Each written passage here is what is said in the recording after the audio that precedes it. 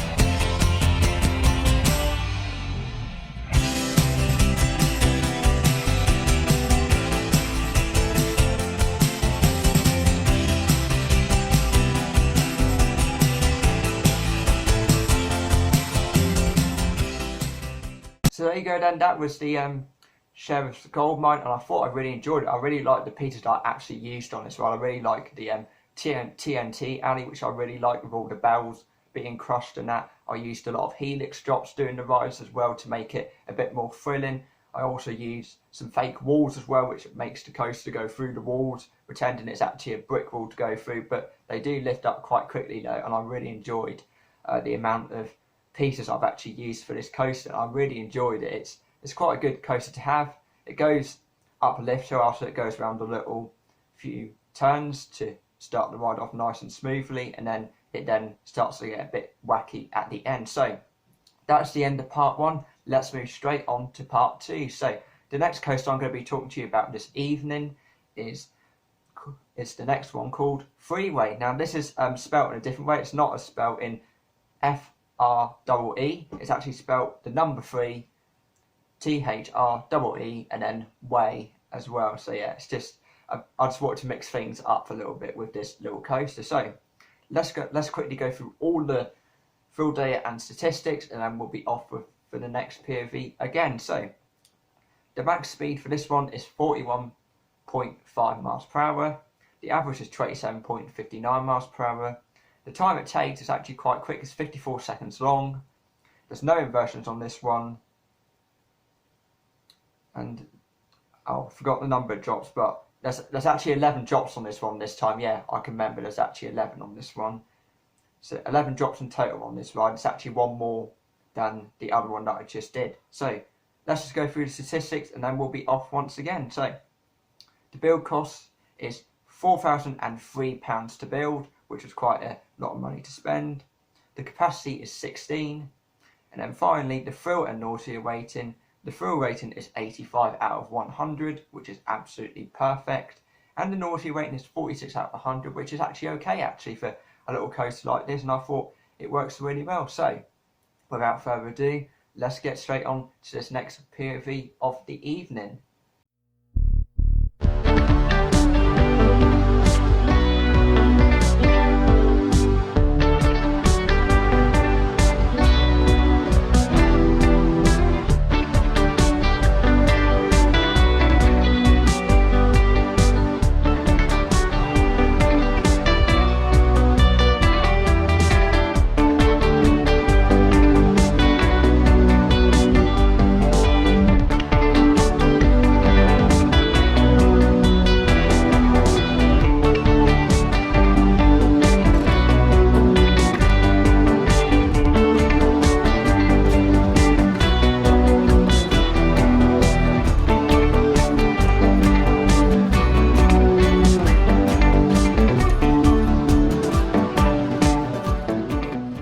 So there you go then, that's the end of episode 4 of Coaster of the Week. I really enjoyed it so far. I cannot believe we have just reached the end of February. It just goes so quick. I'm just wondering where the time goes, to be honest. It just goes so quick. And it just feels like I've actually done the first episode of Coaster of the Week 5 minutes ago, to be honest. And here we are at the end of February. The sun is shining, which is absolutely brilliant to see, because tomorrow you will notice that it is going to be March. So it's going to be quite a busy month. March is on Branthwaite Productions. There's going to be lots of different videos going on, including Coaster of the Week and some new content to look forward to as well. So I'm just going to do a quick reflection, and then that'll be the end of this week's episode. So based on the 2 coasters I just watched, I thought the first coaster a little bit too sicky to watch. I did like the thrill elements used, such as the TNT, the fake walls and the helix drops and that, to make it a little bit smoother. And I also like the colour of the coaster that I painted it with. And to be honest, I think it was a good coaster. But to be honest, I think the winner this evening has got to be Threeway, which is the second coaster I did. And I thought it rode really well with the smooth drops I actually added in with the little launch section at the beginning as well. And that's definitely the best coaster this evening that I really enjoyed watching. So thank you so much for watching Coaster of the Week. I hope you enjoyed this video. I hope you all have a good weekend. And I will see you next month, which will be in March, which is tomorrow actually. And yeah, thank you so much for watching Coaster of the Week. I'll see you in another video here on the channel very soon. And yeah, see you later everyone. Bye for now.